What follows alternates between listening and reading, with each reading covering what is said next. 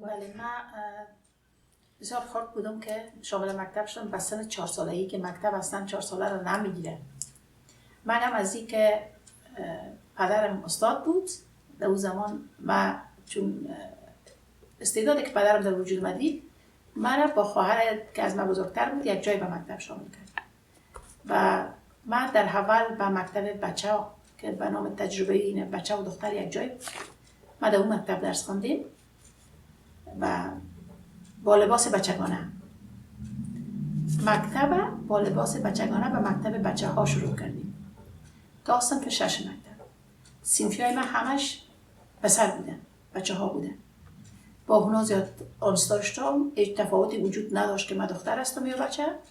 یعنی زمانهای قبلا نسبت به امروز از افغانستان شرایط اجتماعی بسیار خوب بود زمانی که ما طفل بودیم. و بعد از صنف 6 ما پدرم تبدیل شد به یکی از ولایت‌های دیگر، ما مسافر شدیم به دیگه جای رفتیم، دوباره پس که آمدیم به صنف 10. صنف 10 ما همراه دخترها به مکتب لیسه سلطان رضیه که یکی از مکاتب دخترانه شهر مزار شریف است درس خود ادامه داد.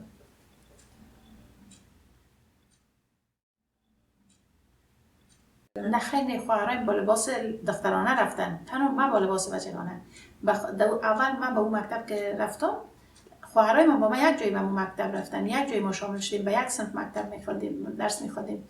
منتها ما از طفولیت از روز تولد لباس پسرانه پوشیدیم. خاطر که در فامیل ما پسر نبود، 4 خواهر بودیم و در افغانستان براتون گفتم که یک کشور مرد سالاری هست، خصوصا در شرایط اجتماعی.